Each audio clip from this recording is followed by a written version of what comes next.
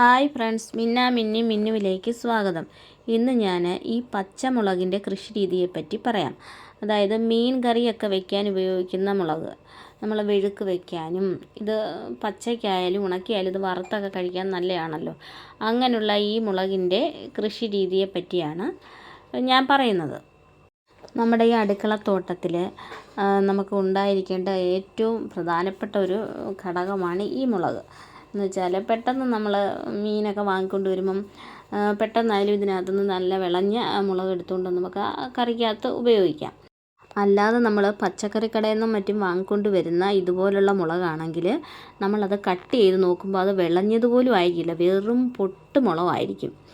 അങ്ങനെയുള്ള മുളക് നമ്മൾ കറിക്കകത്ത് ഉപയോഗിക്കുകയാണെങ്കിൽ അതിൻ്റെ ഗുണങ്ങളൊന്നും ഉണ്ടാവില്ല. കാരണം തന്നെ എരി ഉണ്ടാവത്തില്ല, അതിൻ്റെ മണവും കിട്ടത്തില്ല, അങ്ങനെ ഒരുപാട് കാര്യങ്ങൾ ആ മുളകിൽ നിന്ന് കിട്ടത്തില്ല. വെറുതെ നമ്മൾ ആ മുളക് ഇങ്ങനെ കട്ട് ചെയ്തിടാവുന്നേ ഉള്ളൂ. നമ്മുടെ വീട്ടിൽ ഇത്തരത്തിലുള്ള മുളകുണ്ടെങ്കിൽ നമ്മൾ എന്തുമായാലും നമ്മൾ പൊട്ടുമുളക് ഒരിക്കലും നമ്മൾ കറിക്ക് ഉപയോഗിക്കത്തില്ല. അതിൽ നിന്നും നല്ല വിളഞ്ഞ മുളകോ അല്ലെങ്കിൽ പഴുത്ത നല്ല മുളകല്ലേ നമ്മൾ കറിക്ക് ഉപയോഗിക്കത്തുള്ളൂ. അങ്ങനെ ആകുമ്പോൾ നമുക്ക് കറിക്ക് നല്ല ഒരു ടേസ്റ്റൊക്കെ കിട്ടും. അതുകൊണ്ട് ഇതുപോലൊക്കെ നിങ്ങളൊന്ന് ചെയ്തെടുക്കണം. ഈ മുളക് ഇത് നീലമുളക് വേണമെന്നൊന്നുമില്ല, ഇതിൻ്റെ തന്നെ പച്ച കളറിലുള്ള മുളകുകളും ഉണ്ടല്ലോ. ഇത് നോക്കൂ, ഇത് ഞാൻ ഒരു മിനറൽ വാട്ടറിൻ്റെ കുപ്പിക്കകത്ത് അതിൻ്റെ മുകൾ ഭാഗം കട്ട് ചെയ്തിട്ട് അതിനകത്താണ് ഞാൻ ഈ 2 തൈകൾ നട്ടുവെച്ചത്. അത് നല്ല രീതിയിൽ വളർന്നു വന്നിട്ടുണ്ട്, കണ്ടോ. അത് നമ്മളൊരു പുതിയൊരു ഗ്രോ ബാഗിലോട്ടെങ്ങണം അല്ലെങ്കിൽ ഒരു വലിയ എന്തെങ്കിലും സിമെൻറ്റിൻ്റെ ചാക്കോ എന്തെങ്കിലും നട്ട് വെക്കുകയാണെങ്കിൽ നല്ല രീതിയിൽ ഇത് മുളകുകൾ ഒരുപാടുണ്ടാകും. ആദ്യം നമ്മൾ വിളഞ്ഞ് പഴുത്തൊരു മുളക് എവിടുന്നെങ്കിലും സംഘടിപ്പിക്കണം. എന്നിട്ട് അത് നമ്മൾ ഉണക്കാനൊന്നും നിൽക്കണ്ട. അതുപോലെ തന്നെ കൊണ്ടുവന്നത് കട്ട് ചെയ്തിട്ട് അതിനകത്തുള്ള വിത്തുകൾ നമ്മൾ മണ്ണിൽ അങ്ങ് ഒരു ചെടിച്ചട്ടിയിലോ എവിടെയെങ്കിലും നമ്മളങ്ങ് പാവി കൊടുത്താൽ മതി. മഴ സമയത്താണെങ്കിലും നല്ലപോലെ കിളിർക്കും, വേനൽ സമയത്താണെങ്കിലും നമുക്ക് അത് കിളിർക്കും. കാരണം എന്ന് വെച്ചാൽ നമ്മൾ അല്പം വെള്ളമൊക്കെ ഒഴിച്ച് കൊടുക്കുമ്പോൾ അത് കിളിർത്ത് വരും.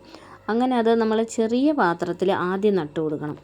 നമ്മൾ വളമൊന്നും ചേർക്കണ്ട, അല്ലാതുള്ള നമ്മുടെ മേൽമണ്ണ് മാത്രം ഉപയോഗിച്ച് അതിനകത്ത് നമ്മൾ ഈ തൈകൾ 2-3 ഇലകളൊക്കെ ഉണ്ടായി കഴിയുമ്പോൾ ആ തൈകൾ നമ്മൾ ആ ചെറിയ പാത്രത്തിൽ അല്ലെങ്കിൽ ചെറിയ കവറിലോ ചെറിയ ഗ്രോ ബാഗിലോ അല്ലെങ്കിൽ ചെറിയ ചെടിച്ചട്ടിലോ നമ്മൾ ഇതുപോലെ ഇളക്കി നട്ട് കൊടുക്കണം. അത് കഴിയുമ്പോൾ അത് വളരാൻ തുടങ്ങും. എന്ന് വെച്ചാൽ ചെറിയ രീതിയിൽ അത് വളർന്ന് ഉടനെ തന്നെ നല്ല ഒരു പ്ലാന്റായിട്ട് തന്നെ മാറും. അങ്ങനെ വരുമ്പോൾ അതിനകത്ത് മുട്ടൊക്കെ ഉണ്ടാകാൻ തുടങ്ങും.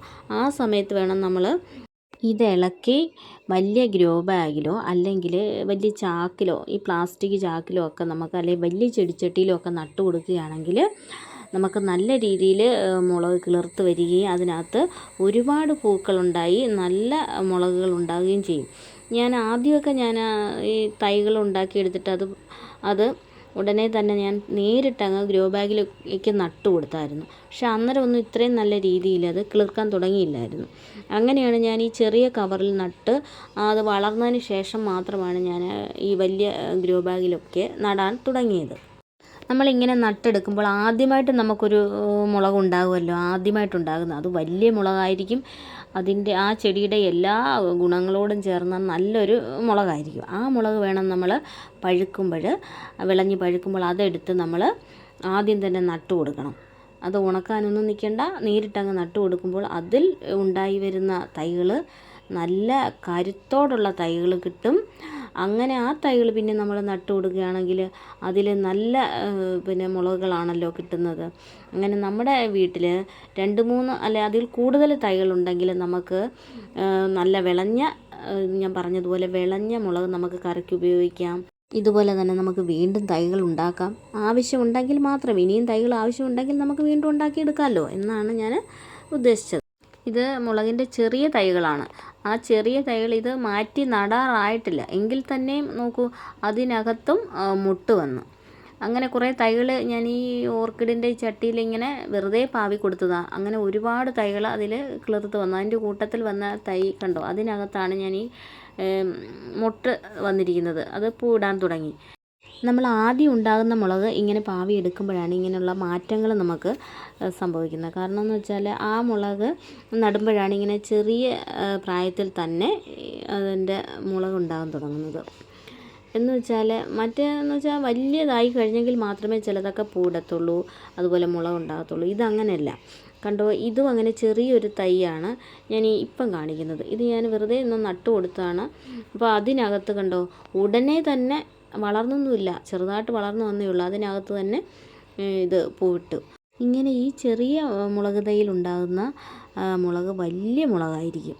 എന്നാലും നമ്മൾ ഒരു വർഷത്തോളമൊക്കെ കഴിഞ്ഞിട്ടുള്ള മുളകിൽ പിന്നെ ഉണ്ടാകുന്നത് അത്ര വലിപ്പമൊന്നും കാണത്തില്ല, ചെറിയ രീതിയിലുള്ള അങ്ങനെയുള്ള കുറേ മുളകുകളുണ്ട്. അതൊക്കെ എനിക്ക് ഇളക്കി മാറ്റി കളഞ്ഞിട്ട് ഇനി ഇതുപോലുള്ള ചെറിയ തൈകൾ നട്ടു കൊടുക്കാനാണ് ഞാനിരിക്കുന്നത്. ഇത് കണ്ടോ, ഇതൊക്കെ ചെറിയ രീതിയിലുള്ള കഴിഞ്ഞ വർഷത്തെ മുളക്, ഇതെല്ലാം എടുത്ത് കളയാനിരിക്കുകയാണ്.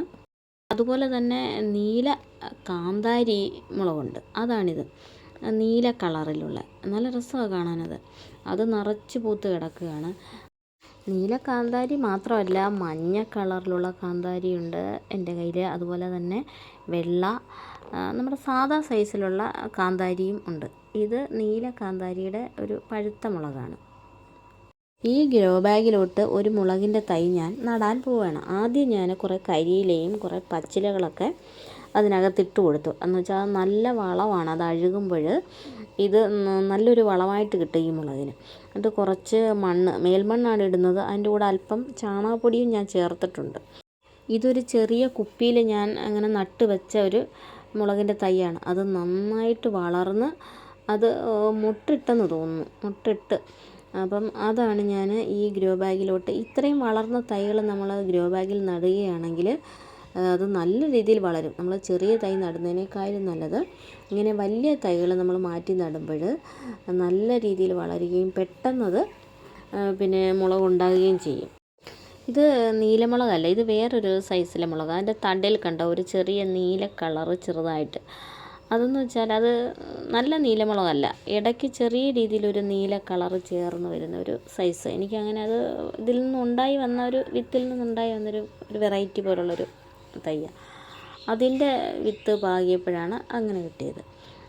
ഇനിയിപ്പോൾ ഈ ചെറിയ പാത്രത്തിൽ കുപ്പിയിൽ ചെറിയൊരു തൈ കൂടെ ഞാൻ നട്ടു വെക്കുവാണ്. അപ്പോൾ ഇതും അതുപോലെ ഒന്ന് വളരട്ടെ, വലുതാകുമ്പോൾ നമുക്ക് വേറെ കവറിലോട്ട് നടാമല്ലോ. അതും അതിൻ്റെ കൂടെ അങ്ങനെ ഇരിക്കട്ടെ.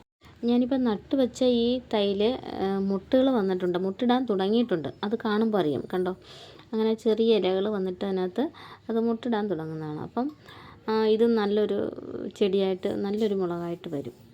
അപ്പോൾ ഈ വളങ്ങൾ നമ്മൾ ഇട്ട് കൊടുത്ത ചാണകവളവും അതുപോലെ തന്നെ ഇലയെല്ലാം അഴുകി അത് വരുമ്പോൾ ഇതെല്ലാം കൂടെ പിടിച്ചെടുക്കുമ്പോൾ അതിനകത്തുണ്ടാകുന്ന മുളക്, ഒരുപാട് മുളകുണ്ടാവും. ഈ തൈയിൽ മുളകൊക്കെ ഉണ്ടായി വരുമ്പോഴും നമുക്ക് ഭയങ്കര സന്തോഷമല്ലേ. കാരണം എന്ന് വെച്ചാൽ നമ്മൾ നട്ടെടുത്ത ആ തൈയിൽ ഇങ്ങനെ മുളകുണ്ടായി വരുമ്പോൾ നമുക്കൊരു പ്രത്യേക സന്തോഷമാണ്. കാരണം നമ്മൾ നട്ടെടുത്ത ചെടിയിലെ റിസൾട്ട് അതാണ്. എന്നാൽ എനിക്ക് പറയാനുള്ളത്, നിങ്ങൾ ഈ മഴക്കാലം മാറുന്നതിന് മുമ്പ് തന്നെ ഇതുപോലെ തൈകൾ ഉണ്ടാക്കാൻ നോക്കണം. കാരണം ഏത് വിത്തിട്ടാലും മുളയ്ക്കുന്ന സമയമാണല്ലോ ഇപ്പോഴത്തെ ഈ മഴ. അപ്പോൾ ആ സമയത്ത് തന്നെ നമ്മൾ ഇതുപോലെ വിത്തുകൾ, ഈ മുളകിൻ്റെ ആയാലും മറ്റു കാര്യം വിത്തുകളൊക്കെ നട്ടാൽ മുളയ്ക്കുന്ന സമയം കൂടിയാണ്. ആ സമയത്ത് നമ്മൾ ഇങ്ങനെ ചെയ്തെടുത്താൽ നല്ല രീതിയിൽ നമുക്ക് റിസൾട്ട് കിട്ടും, നല്ല തൈകളുണ്ടാവും. അതുകൊണ്ട് കൃഷിയെ സ്നേഹിക്കുന്ന എൻ്റെ സുഹൃത്തുക്കൾക്ക് ഇത് ഷെയർ ചെയ്ത് കൊടുക്കണം. നിങ്ങൾക്ക് ഇഷ്ടപ്പെട്ടിട്ടുണ്ടെങ്കിൽ കമൻറ്റ് ചെയ്യണം. എന്നെ സ്നേഹിക്കുന്ന എല്ലാവർക്കും താങ്ക് യു.